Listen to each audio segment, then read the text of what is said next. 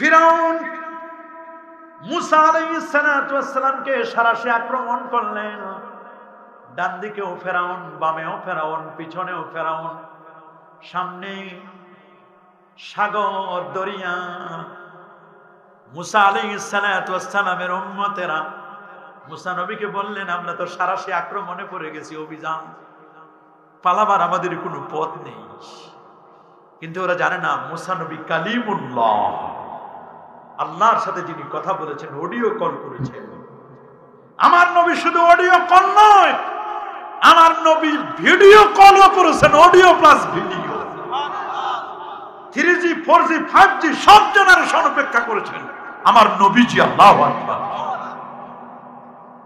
ওরা বলল, আমরা কি হবে আমাদের অবস্থা? বলে কিছুই হবে না। আল্লাহ বলেন, মুসা তোমার হাতে তো একটা লাঠি আছে। ইমামে কুরতুবী বলেন, ওয়ালিল আসা সাত্তু খিসাল, লাঠির 6টা গুণ। বলেন লাঠি লাগে, কি লাগে? এই যে মুরব্বির হাতে লাঠি, লাঠি দেখলে শত্রু ভয় পায়। আল্লাহু আকবার বলেন। আগের যুগে হযরতে সামাবিল আলাইহিস সালামের যুগে লাঠি দিয়ে নেতা নির্বাচন করত। আমাদের দেশের রাষ্ট্রপ্রধান কে হবে? সুবহানাল্লাহ। মহিষের শিংয়ের ভিতরে তৈল দিত, তৈল। মহিষের শিং তো অনেক বড় বড় শিং, শিংয়ের ভিতরে তৈল দিত, তৈল দিয়ে ভরে দিত, আর একটা লাঠি থাকত। যদি মহিষের শিংয়ের তৈল যদি ফুপে উঠত, ফুসে উঠত, তাহলে বুঝতে হবে রাষ্ট্রের নেতা রেঞ্জের মধ্যে চলে আসছে।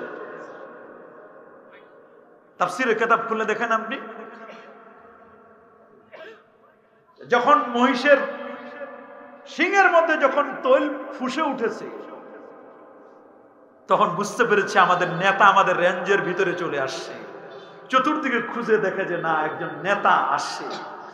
তাকে লাঠি দিয়ে, আস্তে করে লাঠি দিয়ে যখন মাপা হলো, লাঠির সাইজ দেওয়া হয়েছে, সাইজে যদি এসে যায় তাহলে তিনি আমাদের নেতা হবেন, লিডার হবেন। আল্লাহু আকবার। আল্লাহ রাব্বুল আলামিন নবী মুসা আলাইহিস সালামকে বলেন, মুসা তোমার হাতে তো লাঠি, এই লাঠি দিয়ে তোমার অনেক কাজ আছে। তৃতীয় 3 দিকেই তোমার বিপদ, সামনে তো সাগর। ফেরাউনের দলবল মনে করেছে পালাবার কোনো পথ নাই, মুশকিল বেশি। আল্লাহ বলেন, তোমার জন্য আসানও বেশি করে দিলাম। ওয়াদ্রিব বিআসাকাল হাজার নয়, ওয়াদ্রিব বিআসাকাল বাহার। রে মুসা, তোমার লাঠি দিয়ে তুমি সাগরের মধ্যে বাড়ি মারো।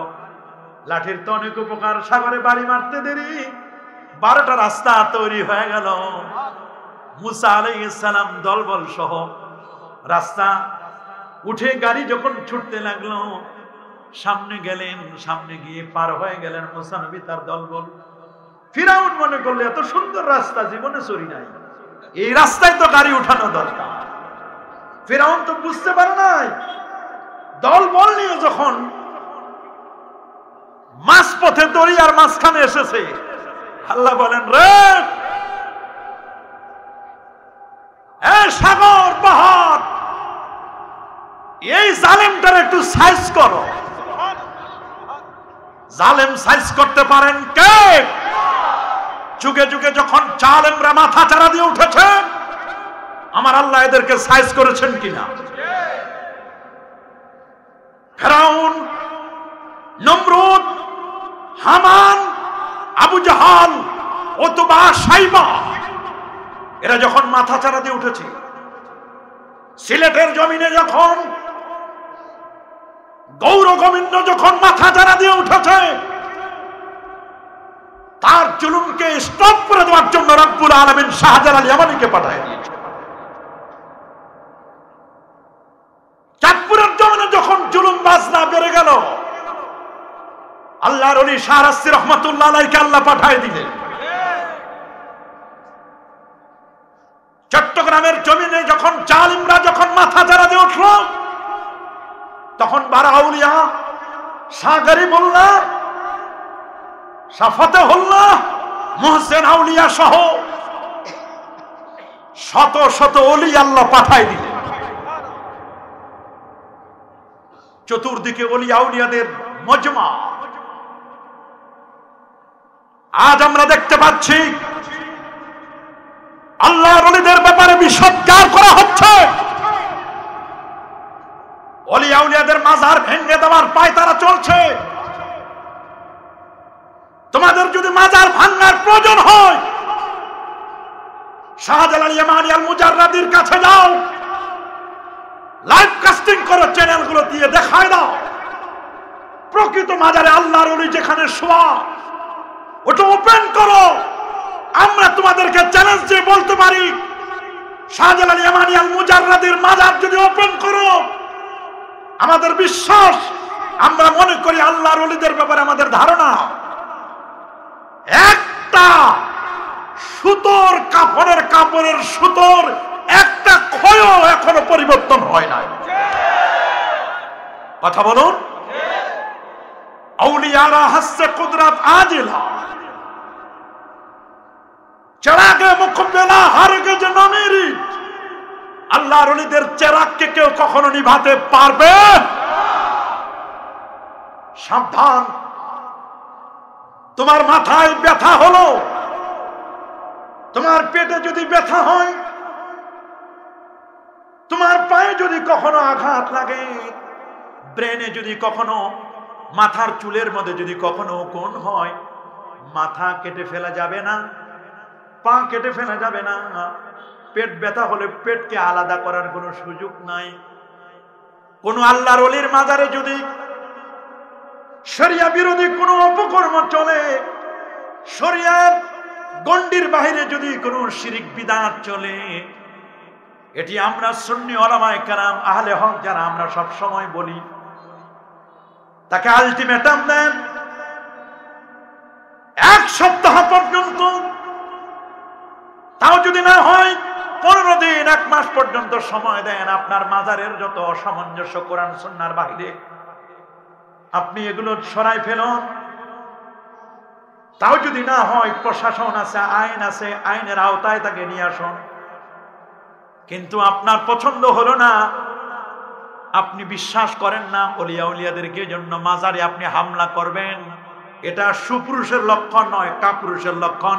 আমি বলবো কাপুরুষ না, এটা গোস্তাখে রাসূল, গোস্তাখে আউলিয়াদের লক্ষণ।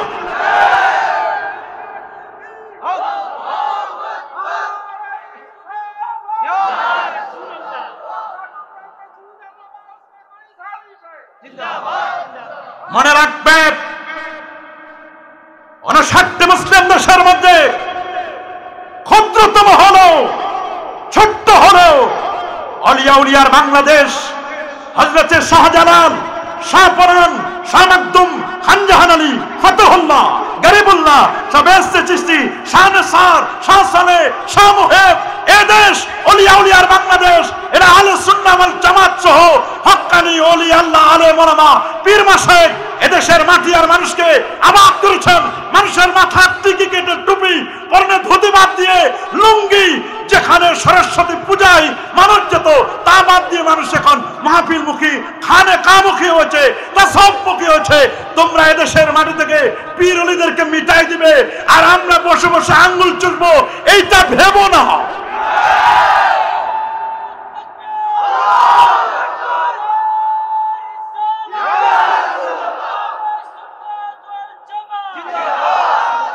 মনে রেখো, মনে রেখো, সিংহরা ঘুমিয়ে আছে, সিংহের বাচ্চারা আমরা জাগ্রত। এক ফারুককে শহীদ করেছ, লক্ষ ফারুক তৈরি হয়েছে। সিংহরা ঘুমিয়ে আছে, সিংহের শাবকরা এখনো জাগ্রত। সাপ বড়টার যেমন বিষ, ছোটটার কোন অংশে বিষ কম না। মনে করবা না, এই বাংলার জমিন আমরা কাউকে নিলামে দেই নাই। এদেশ আল্লাহর ওলিরা আবাদ করেছে, কারো চিনাই সেন্নি খাইলা মোল্লা চিনলা না। যদি মোল্লা না চিনো, চিনবা মরার পরে বুঝবা। আমরা মুর্দা ওলিও দেখছি, জিন্দা ওলিও দেখছি, কোন ওলি দেখা আমাদের বাদ নাই। সাবধান, ওলি আউলিয়াদের বিশদ গার করে কেউ কখনো ক্ষমতায় যেতে পারবে না। কথা বলুন, জোরে বলুন। আনা আকিমুদ্দিন ওয়ালা তাতাফাররাকু ফি, দিন কায়েম করো, দিনের মধ্যে কোনো তাফরিকা তৈরি করো না। আমরা মনে করি আগামীর বাংলাদেশ কোরআন সুন্নাহর বাংলাদেশ, আগামীর বাংলাদেশ পীর ওলি আউলিয়ার বাংলাদেশ, আগামীর বাংলাদেশ কোরআন সংসদে যাবার বাংলাদেশ। তবে এই সংসদে কোরআন যাবে, আমার ব্যক্তিনীতি, পরিবার নীতি, সমাজনীতি, রাষ্ট্রনীতি, আমার পাকের ঘর থেকে নিয়ে পার্লামেন্ট পর্যন্ত কোরআনকে আমরা দেখবো, আউলিয়া কেরামকে বাদ দিয়ে নয়, আউলিয়া কেরামদের দোয়া ইজাজতে। সাবধান, ওলি আউলিয়াদেরকে মাইনাস করে যদি নতুন স্বপ্ন দেখো, স্বপ্নের ঘুম ভেঙে যাবে। তোমার স্বপ্ন হোক সেটি সাদা কালো, হোক সেটি ডিজিটাল, হোক সেটি রঙিন, স্বপ্ন স্বপ্নই থাকবে, আর কখনো বাস্তবায়িত হবে। আমরা স্বপ্ন দেখাতে চাই, আমরা কারো স্বপ্ন ভাঙাতে চাই না। তবে বুঝো দিন কি।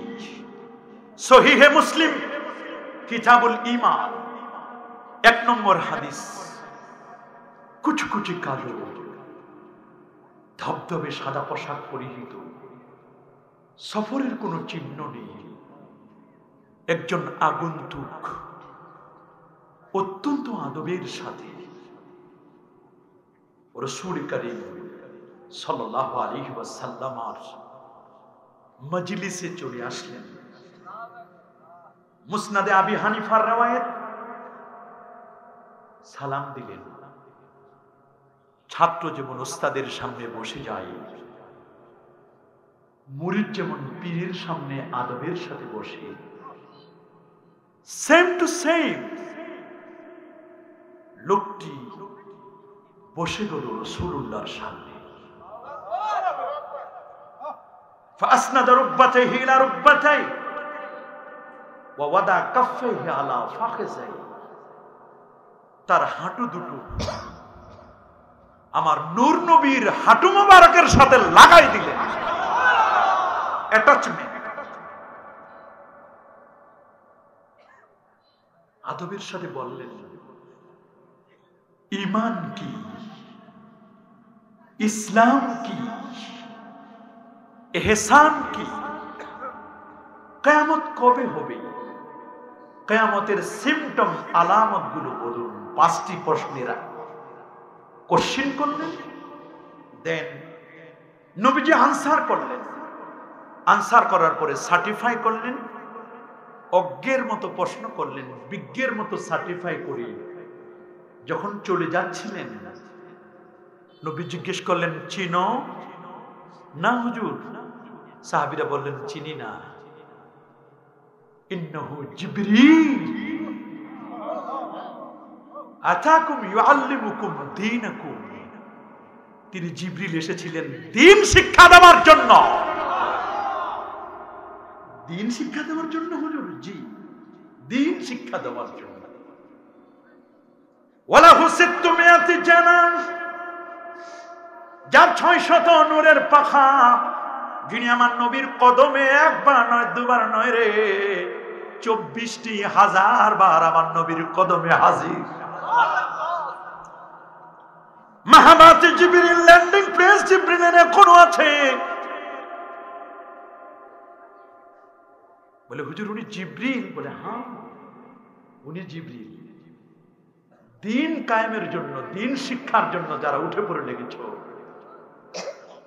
নিজের 3.5 হাত বডির মধ্যে আগে দ্বীন জানদা করো। নিজের 3.5 হাত বডিতে দ্বীন নয়, আরেকজনের বডির দ্বীন নিয়ে টেনশন করার আগে নিজের বডিতে দ্বীন আছে কিনা এটা দেখো। কারো সাথে আমাদের কোনো দুশ্মনী নয়। যুক্তরাষ্ট্রে ৪৭তম প্রেসিডেন্ট নির্বাচিত হলো মাজনুন টাইপের ডোনাল্ড ট্রাম্প। ৬০টি নির্বাচনে ৪৭তম প্রেসিডেন্ট হিসেবে আগামী জানুয়ারিতে তিনি শপথ নেবেন। তারা আমার রাসূলের হাদিসটিকে অক্ষরে অক্ষরে পালন করলো। সুনান আবি দাউদের হাদিস, লা ইউফলিহা কওমুন ওয়াল্লামরা ইমরাতুন, ওই সম্প্রদায় কখনো নাজাত পাবে না, সফলতার দ্বার প্রান্তে পৌঁছতে পারবে না, কমপ্লিট সফল হবে না, যতক্ষণ না রাষ্ট্রযন্ত্রের ক্ষমতাটি কোন পুরুষের হাতে না আসবে। পুরুষের হাতে আসলেই পরে শান্তি।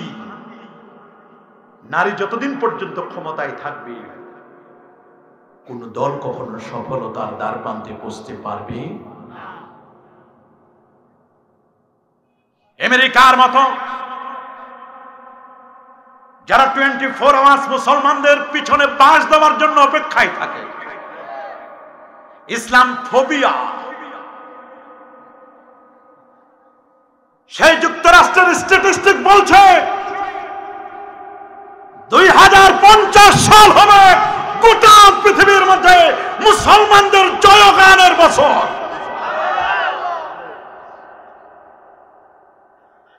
হোয়াইট হাউসের মধ্যে তাওহীদ ও রিসালাতের পতাকা পথ করে উড়বে ইনশাআল্লাহ। সবচেয়ে সংখ্যাগরিষ্ঠের দিক থেকে যে দেশটি হবে, সে দেশটি মনে রাখবেন, সংখ্যাগরিষ্ঠ যে জাতি হবে সেই জাতিটির নাম হচ্ছে মুসলিম।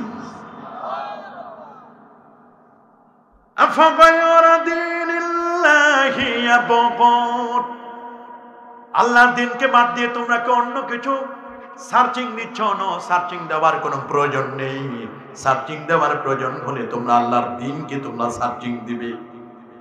দ্বীনুল্লাহ আল্লাহ প্রদত্ত জীবন ব্যবস্থা। সূরাতুল মায়েদার ৩ নম্বর আয়াত সাক্ষী, আল-ইয়াওমা আকমালতু লাকুম দীনাকুম ওয়া আতমামতু আলাইকুম নি'মাতি ওয়া রাদিতু লাকুমুল ইসলাম দীনা। এই দ্বীনুল্লাহ আল্লাহ প্রদত্ত জীবন ব্যবস্থা তোমাদের ভালো লাগে না? যদি ভালো না লাগে তাহলে রেজাল্ট শুনে নাও। আল্লাহ রেজাল্ট দিয়েছেন, وَمَن يَبْتَغِي غَيْرَ الْإِسْلَامِ